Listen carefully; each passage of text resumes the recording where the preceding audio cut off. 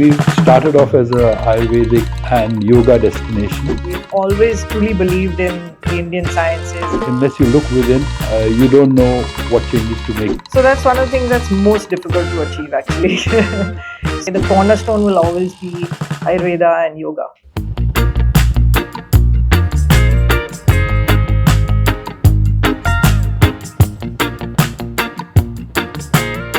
In the 1990s, when Rajiv Gandhi came to power, the economy opened up and IT came into India. Soon it was booming and there was a lot of stress levels among people. So I saw the need for a wellness destination where people could come and detox and de-stress. And that was how Ananda was born.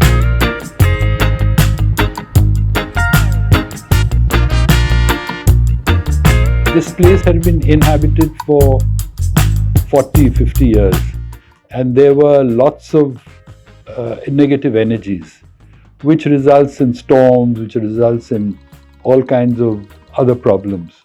We had to surmount those.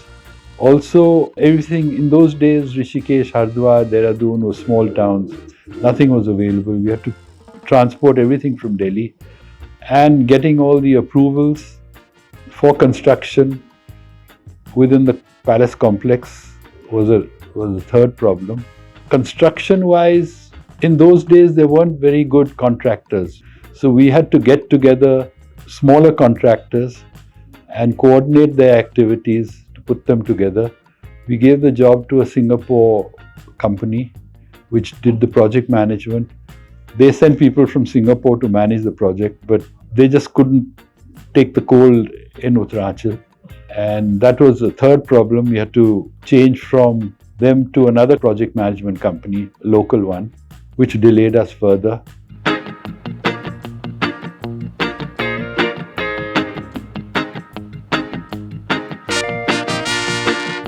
The lower Himalayas is a very spiritual area. A lot of our sadhus and a lot of our religious people have done a lot of meditation in those lower reaches of the Himalayas. There's very positive energy in the area where the palace is. Because Anandmai Ma was a very religious person. She came, she used to stay there. The Maharaja used to invite lots of people from Kedarnath, Badrinath, some of the temples in the south to come and conduct programs there. So the energies are very, very positive. And that really helps in managing the place because all the staff also get that energy. And the guests who come there automatically feel very satisfied and very happy. It's very positive, the energy in that space.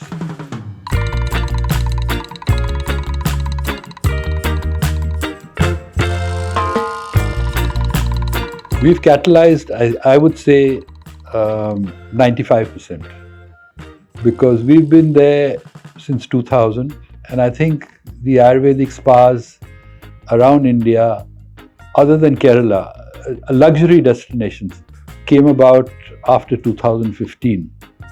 So we had a 15-year head start. I think we were responsible for a lot of the yoga and Ayurvedic in India.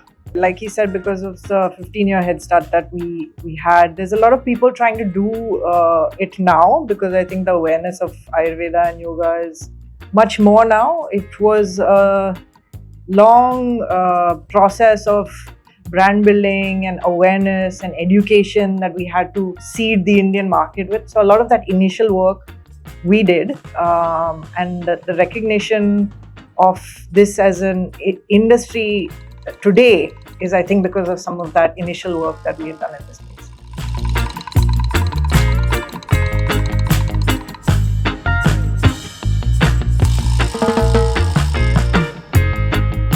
I think the most fulfilling for me has been that we've been successful in getting all our clients to look within. Introspection, that's where the journey of wellness starts. Because unless you look within, you don't know what changes to make in your life, what changes to make in your diet, which areas of your body need to be addressed. So I think that's been my most successful. Ayurveda also teaches us that the body needs to be looked at holistically. And also allopathy has made us realize that you can't have a band-aid approach by just treating the symptom. You must treat the body as a whole. So it's a complete physical, mind, body, soul-searching experience that will actually allow you to fully and completely heal from within. Also, I'd like to add that how you look is how you really feel. Your internal body will demonstrate what you look like. So especially women, when they want to look good, they need to introspect, look within, and then come up with solutions.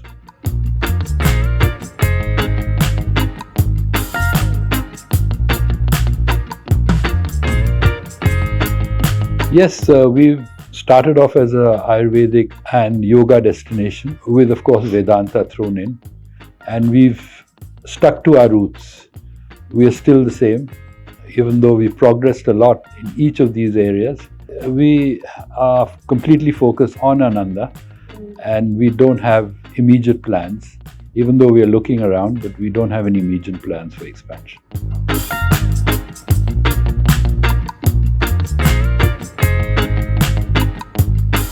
Ananda started with our reason for being as promoting and harnessing the power of the Indian traditional health sciences. And I think as time progresses, we're going deeper and deeper into our roots, because that's where we realize that the answers truly lie. We've always truly believed in the Indian sciences and the depth of knowledge that this country has. All of our interventions are extremely authentic in their approach. And most of the issues that we are addressing today, the cornerstone will always be Ayurveda and yoga. You can see that in the work that we're doing in women's health, in the areas of fertility. We're addressing chronic health issues like diabetes, insomnia. We just launched a new sleep program. So these are very new age issues, and we're using very traditional approaches to address them.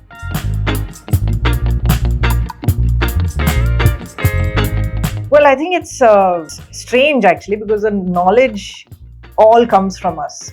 Bali and Thailand, they're all using the base and the sciences that are actually Indian. So I think the challenge here is not so much about how do we own the space. We are owning the space. We're one of the players that has done a lot of work in this space. I think the thing that's not supporting us is the tourism infrastructure and the government. So I think as long as the government can play its part in supporting tourism as an industry, the private players will do the job very effectively. It's just that they need the right kind of support and infrastructure to be able to do the work that they need. But there's still a lot of parts of this country which are extremely special, which are not accessible as yet, still unknown. We live in this country which is so vast and has so much cultural heritage, but is still quite unexplored because of all of these reasons.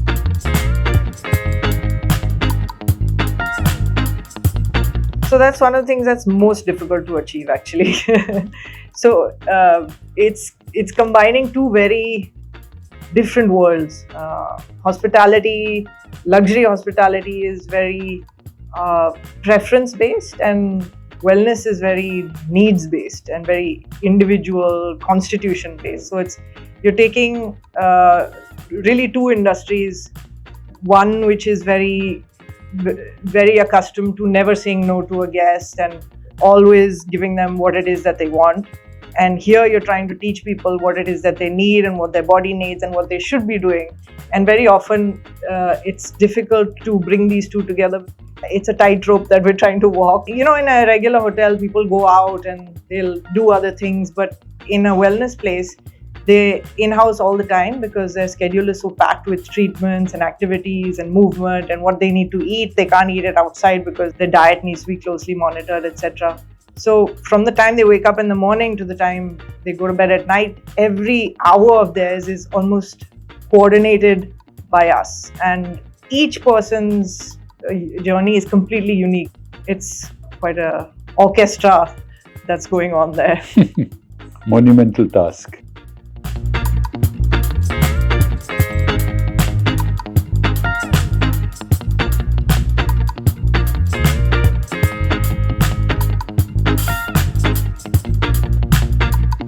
I think the larger goal for Ananda has always been to promote the Indian sciences of well-being and make them accessible, take them out to a larger audience. Now, in what shape and form that happens, there's a lot of opportunities that can be leveraged in this space. Whether it's digital or education driven or different types of pop-up retreats around the world, or even different kinds of physical hospitality products. We are exploring a lot, even new concepts in the well-being space. And whatever decisions we take for expansion or for growth will be very carefully and mindfully considered. I think we're very careful in our expansion approach. Where we are right now and where we are poised right now, I think the road ahead is going to be some of the most interesting tasks ahead of us. So it almost feels like the beginning of another 25-year journey. I would like to outline 3 broad strategic directions that we see for ourselves. The first is a deeper exploration of traditional ancient wellness systems. Now, there is an even deeper path to which we're already started that road towards. For example, in yoga, we're now working towards bringing forward some of the most comprehensive 6 yoga system that one can actually integrate throughout a individual's wellness journey, throughout his lifestyle. These are things that have not yet been understood by almost the entirety of the world. The second, and I think it's a really important step forward in the year 2025, is really going towards more evidence-based outcomes. Ayurveda and yoga and all these systems are all empirical systems where people have lived through millennia of this work. But now, both for making it acceptable globally and getting a much wider acceptance of people to follow it, it's important for us to be able to marry that with evidence-based outcomes, by which I mean that we are now starting to understand what kind of protocols, what kind of treatments, what kind of programs we do, and what are the outcomes that happen because of this, both from a pre and a post program perspective. And when people see that these are the evidence-based outcomes, then it will just cause a tectonic shift in terms of the way people actually engage and immerse in these programs. So there's a lot of work that we see going ahead in terms of developing case study approaches and research and collaborating with research-based organizations to actually enhance this. The third strategic direction going forward is the enablers which will provide us even better insights into hyper-personalization of wellness.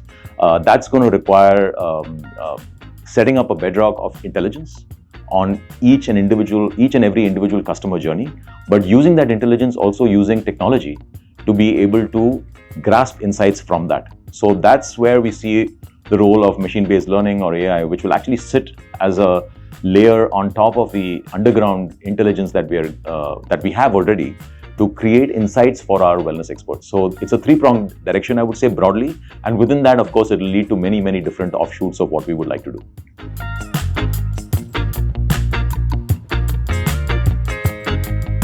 So there have been multiple changes in both wellness goals and wellness choices, and the choice of the way people stay at a place like Ananda over the years, as well as a change in demographics. Talking about wellness goals and needs first. From an early space where people were mostly coming to rest and rejuvenate, today it's all about comprehensive wellness programs. 85% of our guests now come in on full-length wellness programs from anything between 7 to 21 nights, sometimes even going up to 2 months. The key wellness goals that people are still looking at are centered around either a complete cleanse, like a detox or a panchakarma. The second biggest wellness goal would be more in terms of positive health, rejuvenation, and as you can see right now, there's a growing need for immunity, which has become a big buzzword, and also longevity. From there, you get on to stress and burnout, which is a huge part of the clientele that comes to a place like Ananda. And this is expanding not only in terms of actual stress, anxiety, and a whole lot of mental health issues, but also what that can do in terms of physical health and the impact that it has. From there on to more serious programs like obesity management, weight management, and chronic lifestyle issues, and a whole host of emerging wellness leads, whether it's reproductive issues, autoimmune, hormonal issues. So this is the kind of shifting and evolving landscape overall in terms of wellness needs. When it comes to demographics, that's also changing. While our median age group 10 years ago used to be more in the late 40s and 50s and so on, now it's expanding on both sides and it's widening out. People are coming to us as a younger age group in the early 30s, and we're now even seeing young adults in the age group of 20 onwards coming in with their parents or as a mixed group.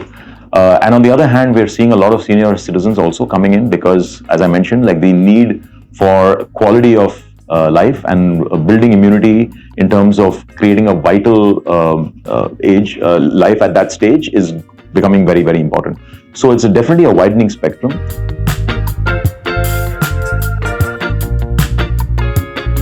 We're seeing a lot of shifts in terms of how people come in as well. Today, for example, 60% of Ananda's guests are all single travelers. And that reflects the need for wellness travelers to actually adopt a wellness goal and a wellness journey through a self-searching mechanism where they are doing it for a deeper immersion purpose. And that's a very important thing.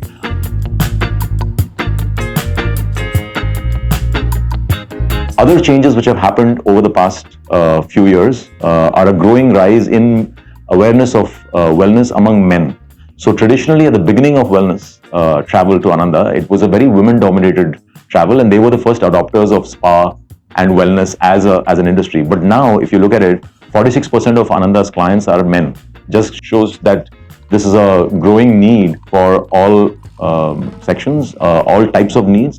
And not only those who want to be active and fit, but also a growing need for men to also look at their emotional and mental health needs as well. So I would say the whole wellness landscape, especially from Ananda's perspective, has actually changed dramatically over the past 5 years.